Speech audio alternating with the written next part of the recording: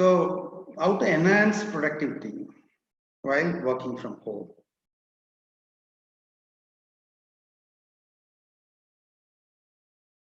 To begin with, I wish to record and mention about the great people who are in the front line and safeguarding all of us.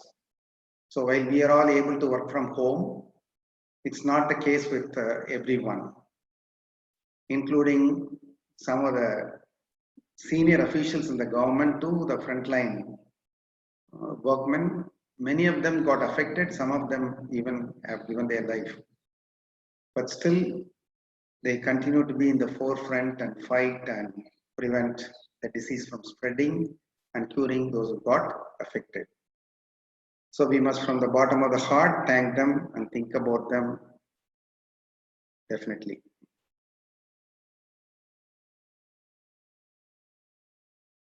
How many of you can recognize the people in the small photograph? Okay. Hope everyone will be able to recognize. This is an Astrea Melbourne. Must be Chennai.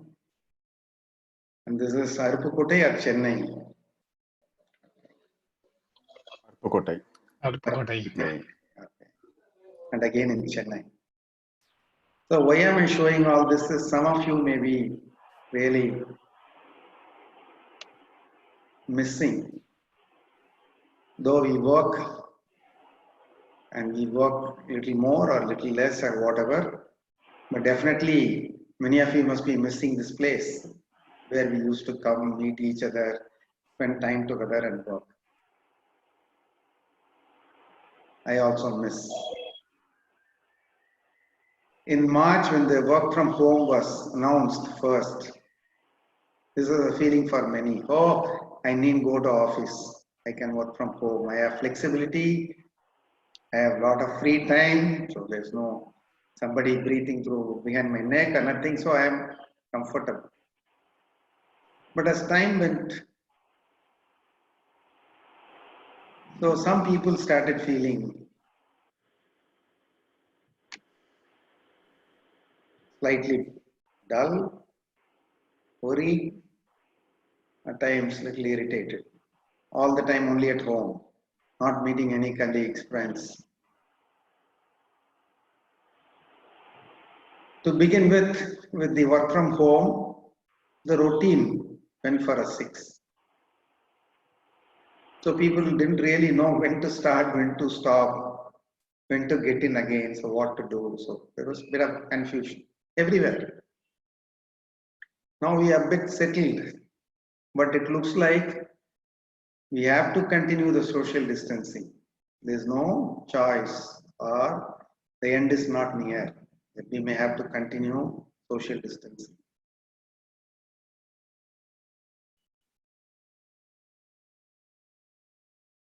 It's become the new normal. We heard of this new normal in the year 2000, 2008. Now it looks like more than those times, the new normal has really settled in, changed many of our regular routines and practices. For many years, or right from the beginning of the career, people are used to only working from office. So with working in office, from office, people had that seriousness and focus. Once they get in, it's all office. All the talk are only about official work, and everybody is doing the same work. So a place where we all sit together and work as an office gives a lot of seriousness and focus.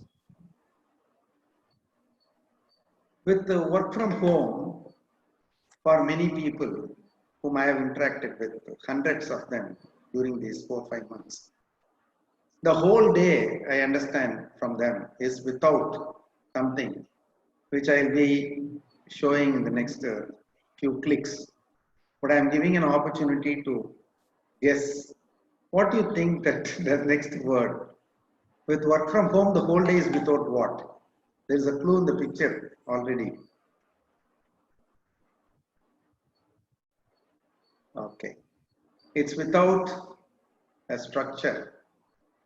You get ready, you move out from home, one part. Then you come to office, you are with colleagues, the next part. You have meetings, you meet people, focus, discuss, then you listen, you talk to people outside, then you get back home and go with your family. So we had such compartments by going to office, but now the office and home are the same. Family members are with you while you are working, and while you are with your family, the work is creeping in. There are some challenges in this. Is anxiety. When the next call, how long will the call go? There's a requirement at home, what do I do now? There's a fear. So I'm not able to do as much as I used to do, as good as I used to do. And how am I being assessed? What's my output? And for some people who are leaders of the team and who have to manage more people's work, they have coordination issues, getting all of them on time, sharing screen, making them understand. For some people, it takes longer than what they used to do at the office. On one hand, the output is reduced. The other hand, the time taken is more. Therefore, some of them have become less productive. Also, they get a feeling that no office, but it looks like I'm always in office. The work is hanging on. If you can segregate the people into three different categories from the view of working from home, some are used to, and hence they are cool. So they are independent. Their clients are in any case overseas. So they are fine with it. In fact, they are happy. There are another group still trying to improve. So they are not used to, they are challenged. They want to, they are unable to. Catching up. The third are really worried, so they are unable to complete. This percentage could be very less, few number. Depending on the organization, can be more also. In some of the organizations where I talked to people who have to come to office and work, like for in cafeteria, in admin, in HK, in accounts, in finance. So some of those people, they are unable to deliver the same through online. So, and also some recruiters, they feel that there is no recruitment happening now. What will happen to my job? We are all different. So you can imagine or think about yourself where or in which group you are.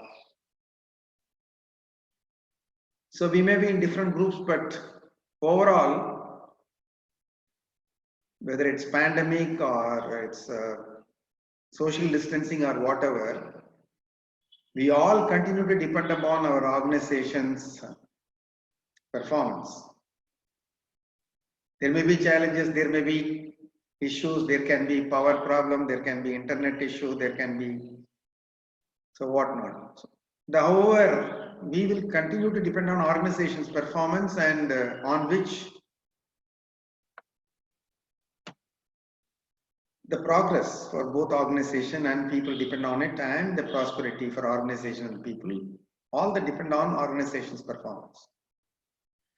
We cannot give up or compromise on the client's expectations to serve them. I know some companies where they are doing better service during this pandemic. They're giving better service, in fact.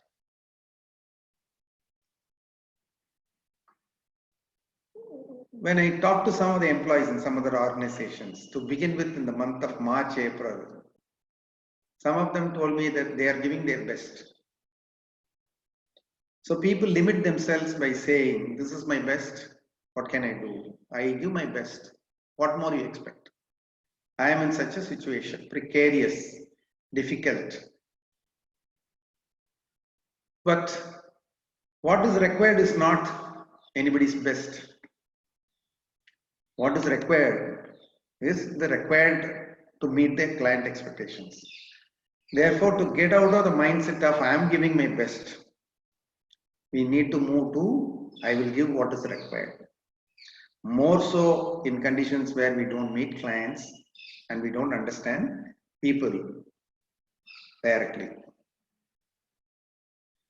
Towards which I have 5 simple points, very simply, but need to be implemented.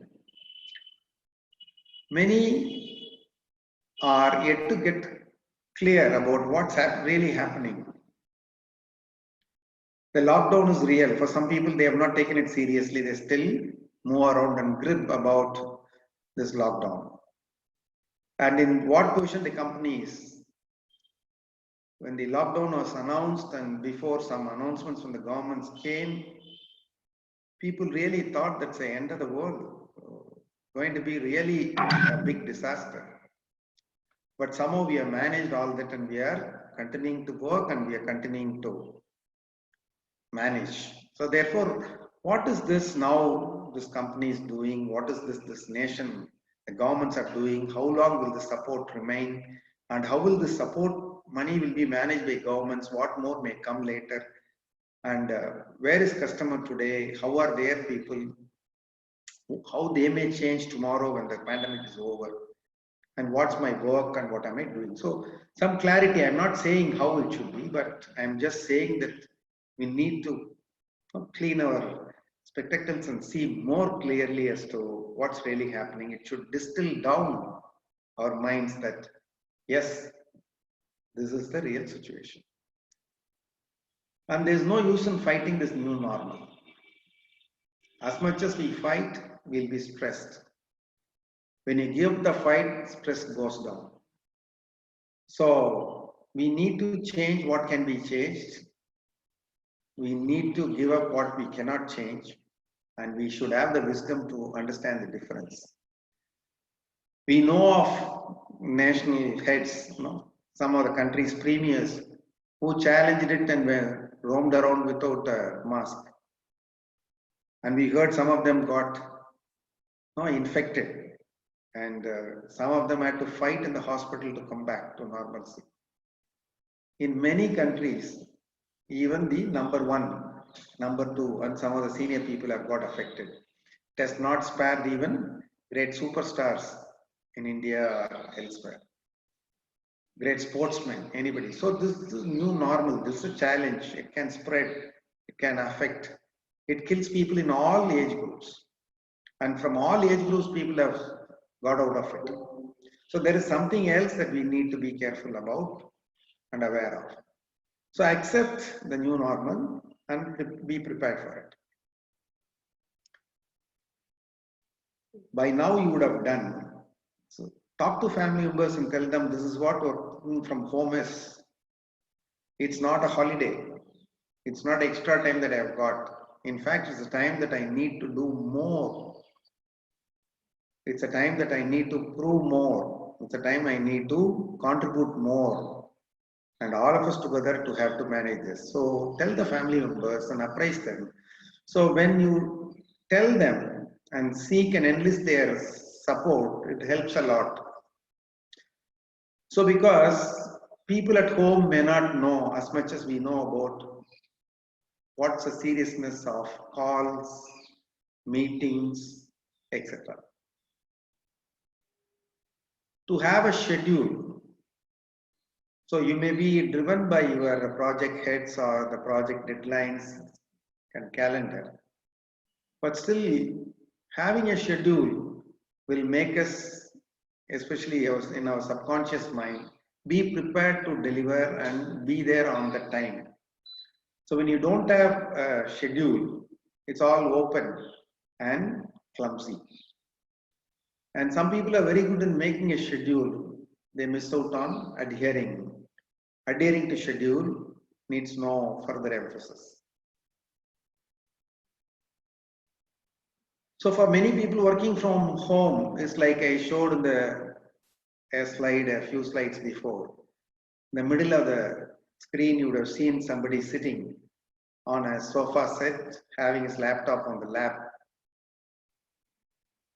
So when you sit on a cot or on the floor or on the balcony and you try to manage a call, you will not get the real feel of being in office and working like a professional. This is the session that I have given many people and they found it useful. This I gave them 2 months back. If you can have a separate place, work from one room every day, make it an office, at least one corner, one table, one place, so that it's not that our conscious mind alone that we are using. Our subconscious mind does 90% of the job in ourselves cooperating and doing proper job. So therefore, the subconscious minds will understand the moment you go to the table, that mood sets in, that seriousness comes in. So a separate place, a room or a table is a must, not from anywhere that you can sit and do. And prior to starting the work, you have your own working hours. So finish all the daily routines, even while you're at home and you need not go out. So finish all that and start the work. And once you start, it's like being in an office. So you must be really clear that you are on duty. You are on job. Maybe you are at home, but you are on job. So therefore, so start the work and then break for breakfast and then have a bath and then come back and do and something like that. These are confusions. So even though it's not working from office, behave like you are coming into an office and being there until the work is over. So many people at home may not understand if you have more family members like your parents, your spouse, your kids. They may not know and they may think that there is no urgency. So therefore, it's better to set an alarm. A, to remind yourself that this is office time started. And B, to tell the family members it's office time now. You cannot come and check with me very often about what to cook for the afternoon or whether the maid has come. All the things should be aware to remain focused on job and to be really contributing. An alarm I am saying is an external indicator like the school bell indicating that classes are starting within home. So even without this one can do. I'm just suggesting for those who are finding it difficult can have such things. And even though we are at home, we cannot walk out anytime that we want. Have the discipline of taking only scheduled breaks. So that's why I said you have a schedule. You say after 2 hours you'll have a tea, coffee, whatever break you want. Set the time and then take only limited time. That duration is very important. And then get back to work as though you are serious about the work and somebody is waiting for you, even if they are not. Because you are at home, don't postpone any work for the late evening or the next day. It's a matter of discipline, it's a matter of practice. So these are some of the qualities of the winners. Use chats, mails and phone throughout the day with colleagues. Willful contact, I am calling it willful contact. Just to keep yourself in the same mood of office. So after office hours, take any personal calls. After office hours, do any personal work. So have it as a discipline. Of course, there can be some exceptions, but don't start with exceptions. And then even while at home, respond to mails immediately. Respond to calls immediately. That will enhance your image with your colleagues, with customers, with the superiors. Because even while work at home, you are there on the job. And how can you communicate other than this method? So have this as your own target. So to respond mails and calls immediately. And regarding meetings, for those who organize as well as those who attend. The meetings I suggest should be scheduled meetings as much as possible. Unscheduled meetings give some trouble to people at home. Only relevant people should be involved. So it's not that you circulate CC to everyone and whoever is possible can attend. So don't involve people who are not connected and free them up from attending to the meeting. Attending to long meetings is a stress. Start and end the meetings with reasonable time. So you cannot have a meeting for 2 hours, 1.5 hours. And then if you had planned a meeting for an hour, end it by an hour. You can go 5 minutes, 10 minutes, not more than that. And announce in advance and adhere to. If you want to have unscheduled and urgent meetings, which may be required, that's fine. But even for such meetings, give them some notice because we do not know where they are at the time. Even though we want them to be on job, some of them may not be so. Give them at least some time so that they finish their food if they are having or whatever small work they are attending at home, they can come back. Here I am batting for the employees. So don't push and overload everything into a meeting. So use other supports like the balance can go through a mail, something can go through whatever communication channels we have, so that they need not be online listening to all the time or for very long time.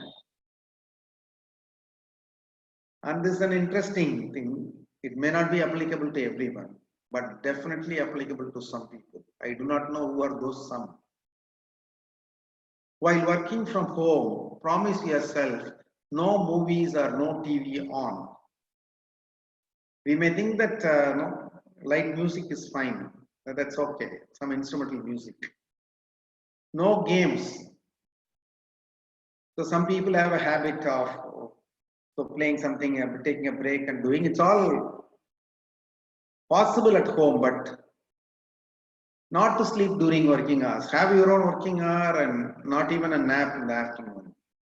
I'll tell you why these are important. No smoke while working. So even though it's your home, nobody is there to question or anything. Imagine you are in office, virtual office. And then of course, other things like drink or etc. also, which people may not object to at home, but it's work time. Because anything that we do for more than 21 days forms into a habit.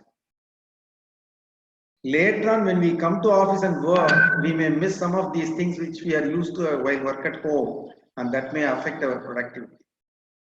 Why get into something which we cannot continue, and why? So rather, we can develop new habits.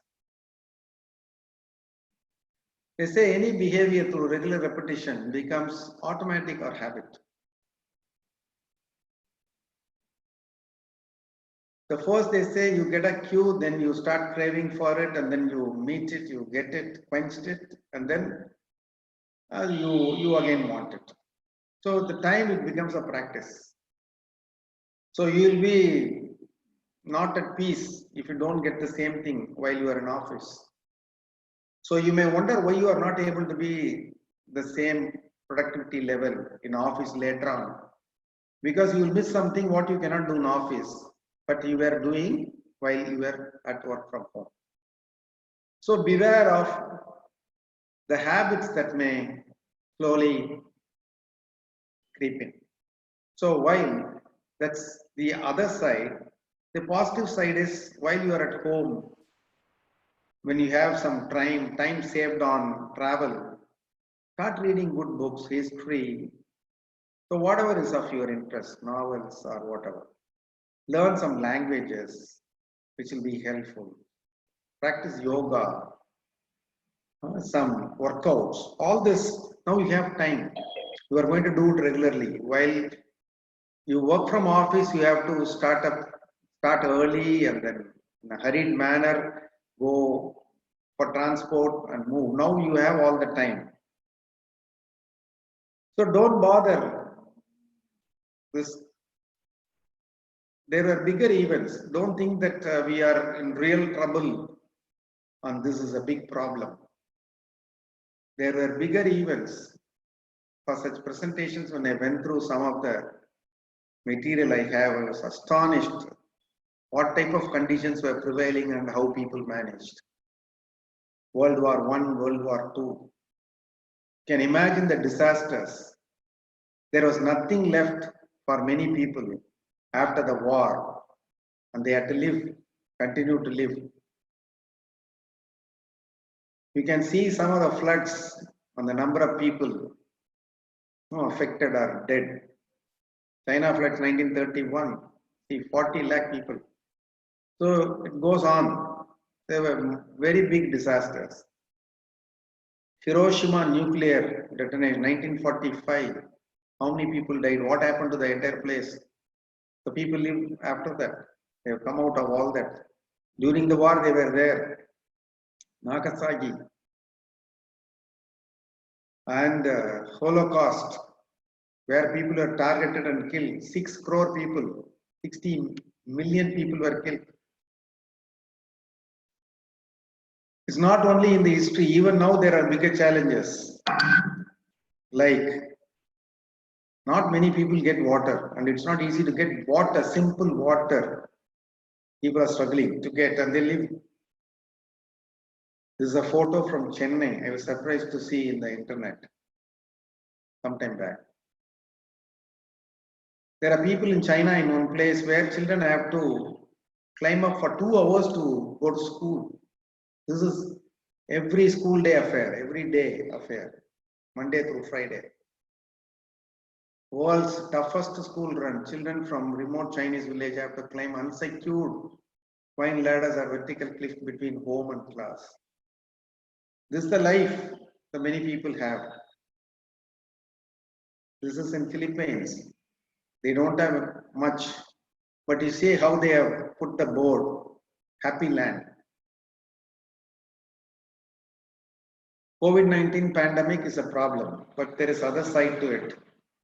Cleaner environment, less pollution, fewer or no accident deaths, less patients to hospitals other than COVID, high immunity, many innovations, lakhs of people work from home, reverse migration happening, people go back to villages, timely and home food, more time with family, only essentials, spending only on essentials, and more savings.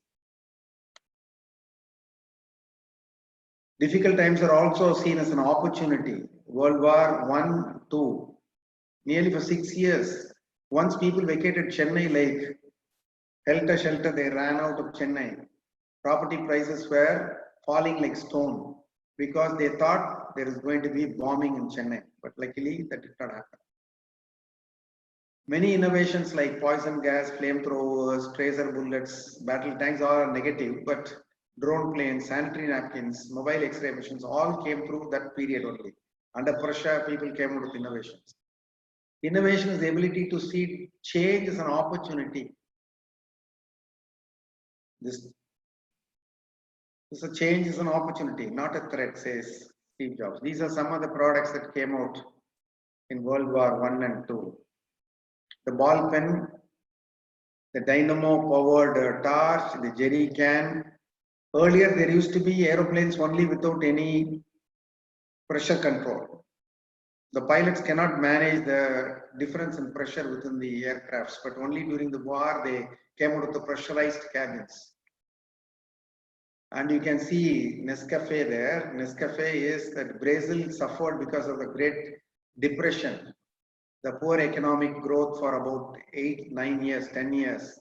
And there were a lot of coffee beans left out and they didn't know what to do. They came out with an idea of boiling it and then vaporizing it and making it a powder and sold it as Nescafe. Still is a good product to sell. An innovation. The first automatic vendor machine for cash came out during World War. So there are several things that came out. So Indian Railways came out with converting railway coaches into wards. So you can construct a very big hospital of 6,000 bed, or you can change several trains into 80,000 isolation beds. Innovation. How do you do with what you have? One way we can cry, it's a problem. The other way we can see what we can do. Viktor Frankl, he says that between stimulus and response, stimulus is now COVID. The response is some of us fear, worry, depressed. He says between stimulus and response, there is a space. It need not be automatic and instantaneous. You can choose the response. Because in that space, if you avoid that space and delay and come out with a better response, in that space is our power to choose our response. In our response lies our growth and freedom. He has demonstrated this. He has all the status or qualification to tell this because he himself, I tell you how. So I'm asking a question like, at a time like this, it's better to be optimistic or pessimistic. There is a third one. What is that? Resilience. I will come back to the third one. This gentleman, as CEO says, more than education, more than experience, more than training, a person's level of resilience will determine who succeeds and who does not. Whether we will come out of this very strongly and we will succeed depends on our resilience. He says it's not limited to any one place, be it cancer ward or be it a competition like Olympics or it's a boardroom. People with resilience manage and come out. The time to show resilience. What are some of the characteristics of resilient people? A staunch acceptance of reality. I showed a slide showing pessimistic, optimistic, and third one is realistic. So we must first accept the reality. This is this. Second one is to believe that life is meaningful. There is something for us to do. We have something cut out for us and we need to do that. That's what is having a meaningful life. The third one is whatever we have to have an ability to improvise. We cannot ask for the best. We cannot ask for everything that we used to have. Now, with whatever we have to give the best. That's what is improvising. There's an excellent article in Harvard Business Review from where I have taken some of this information. A staunch acceptance of reality. He says in extremely adverse situations, the rose-colored thinking can, which is optimistic, thinking can spell out disaster. So like I showed you before, the Holocaust where 60 million people were killed, were burned to death or crushed to death by Hitler those days. Some of them were discussing amongst themselves about it, and it was asked that who didn't come out of those deadly camps? The person answers, oh, that's easy. That was the optimists who didn't come out. They got killed. Some people came out, like Frankly Victor, whom I showed before in a slide. He suffered there, he came out, now he is telling us what to do. That's why he said he has all the qualification to say. He says that who did not come out of those difficult camps? That's easy. It was the optimists. They were the ones who said we are going to be out by Christmas. Then they said we will be out by Easter. Then they said by 4th of July and out by Thanksgiving. Then it was Christmas again. They all died of broken hearts because they expected the problem to be over soon. And they were ready to fight it only for a shorter period. And when that did not really end, they got broken. So therefore, a realistic appraisal of the situation is the major and first part of resilience.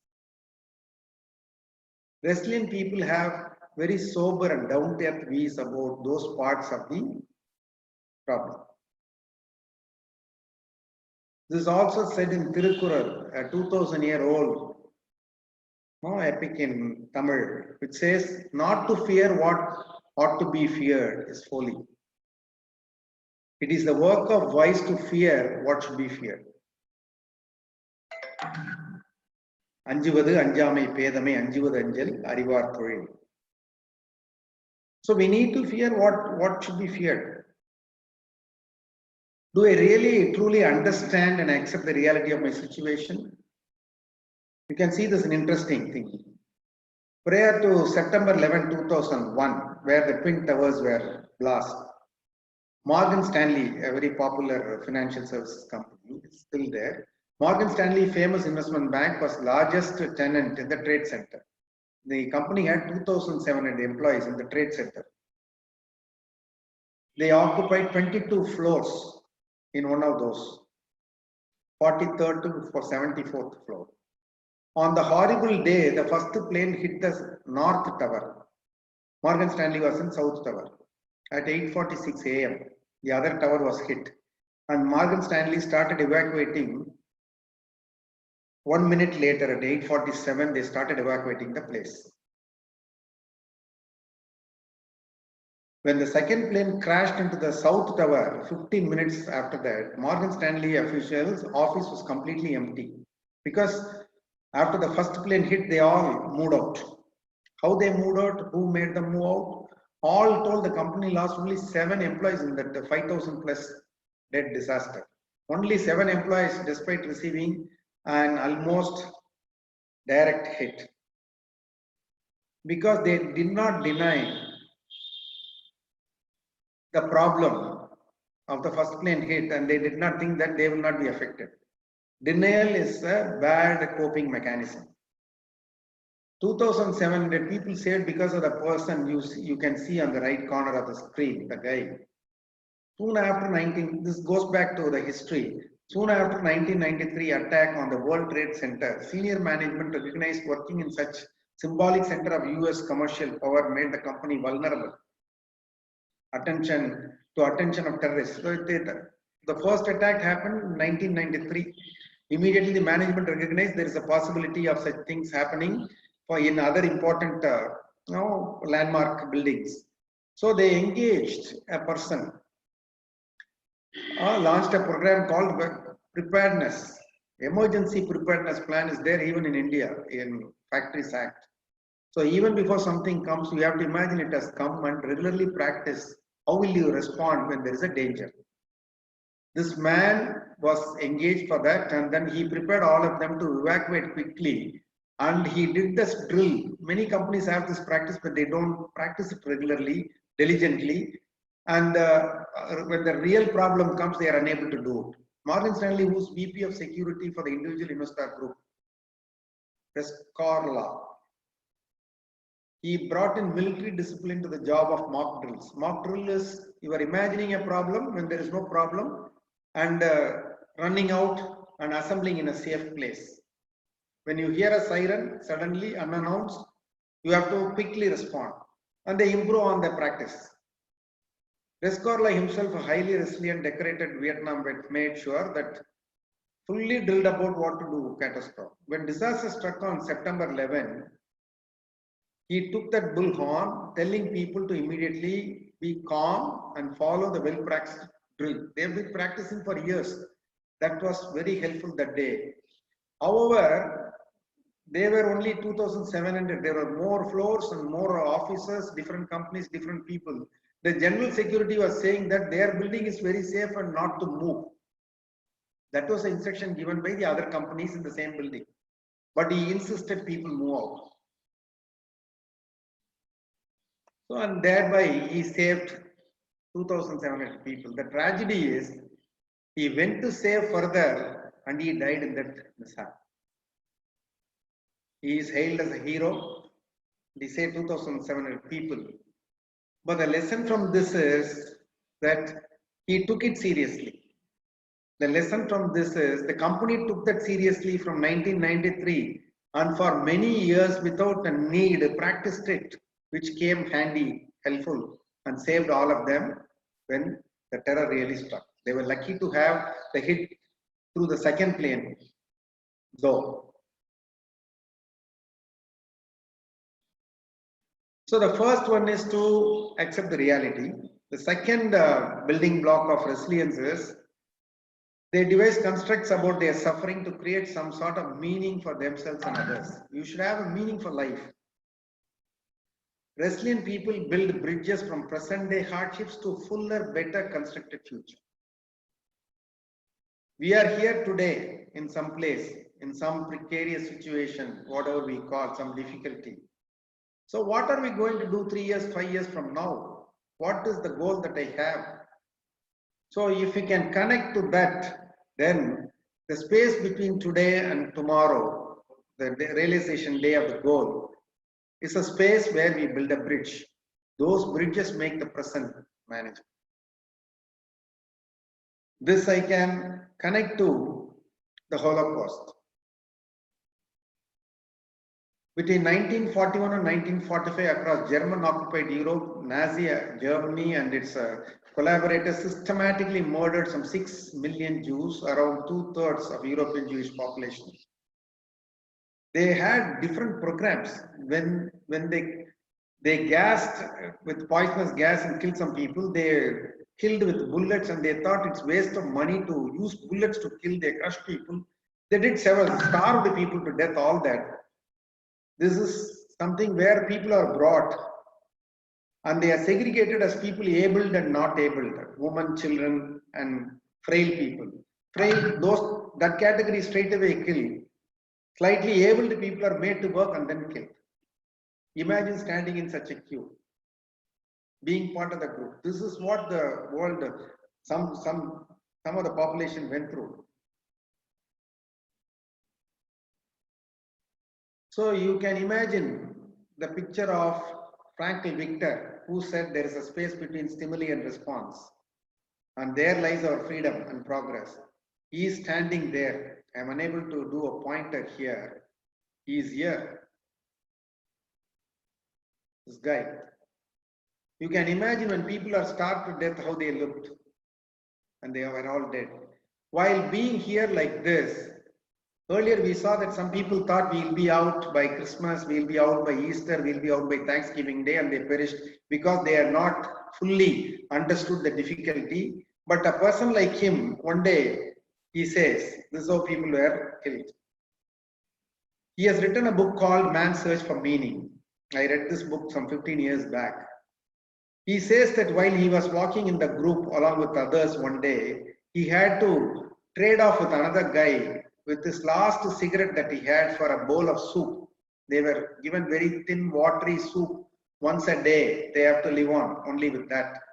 And they used to manage some cigarettes, and he was trading off with that. And then there was another trivial, meaningless. Suddenly, he thought that am I here for all this, such small things? Then he imagined that he is going to give a lecture later on after coming out of this camp. He believed he will be saved, he will be coming out one day, and he is going to talk to people, give lectures about this war and psychology of concentration camp and all that. And he used to only think about it all the time. This is making meaning for life.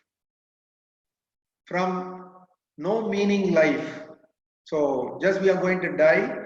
I am now having a small bit of cigarette which I will exchange for a cup of soup with somebody. In a week or two, I am going to die. That's the meaningless life. He started imagining he is going to live and give a lecture and tell about all these problems to the people. Then his body gave him the courage and his life became strong. Although he was not even sure he would survive, Frankl created some concrete goals for himself. In doing so, he succeeded in rising above the sufferings. He also said, people can take away any freedom from me, but not the freedom of how I should view what happens to me. If you think it's a problem, it's a problem. If you think it's a pain, it's a pain. If you think it's not a pain, it's not a pain. So he decided he will have such a goal. This is what the gentleman is. Later on, he became like this. He lived long. There are YouTube videos. To have a meaningful, something worthwhile to do is second part of. The third building block is people should be able to do with what they have. You can see in this picture that all that we see in a no, waste paper or waste products company, people make use of everything that they have. In the modern sense, it can be defined as kind of intentiveness, an ability to improvise a solution to a problem without proper or obvious tools. Bricoliers, always tinkering, building. This is the third building block. So therefore, in short, resilience is about realistic in assessment, whatever situation we are. Be realistic, not to fear, not to worry. At the same time, not to underestimate and be complacent, underprepared, false hopes, that we should avoid. And we should have a purpose, strong purpose, bigger, larger purpose. They used to say G.U. Pope was in India, who was about 75, 80 years old. He took the work of translating Devaram, a Tamil literature, and which is very big assignment. And somebody told him, now that you have taken this, you are going to live longer. Until that mission was achieved, he lived. So when we take up a bigger purpose, our body inherently pushes everything towards it, and we will live longer, healthier until this is accomplished. So keep changing and moving on to bigger purposes and improvisation with whatever we have. Overall, what we have seen today in this presentation is have a realistic view of the situation. Social distancing and work from home are likely to continue. Accept it. Work like being or working from office. Though you are working from home, imagine, tell yourself that you're working from office. Of course, this is not the end of the world. So not to bother, there are bigger issues. And this pandemic is also having some positives that also we must give credit to. Look at the opportunities. There are, some people are making very good use of this situation. Innovate. There is going to be a boom after this issue, I'm sure. Once this pandemic is over, people will jump with vengeance. There's going to be a bigger, greater growth because other than people, nothing is affected by this pandemic. So places are there, everything is there. So only thing is a vaccination or a medicine. Then things will be back to normal sooner or later. Think of bigger purposes, improvise. My best wishes to all of you. Thanks to Balaji and PK.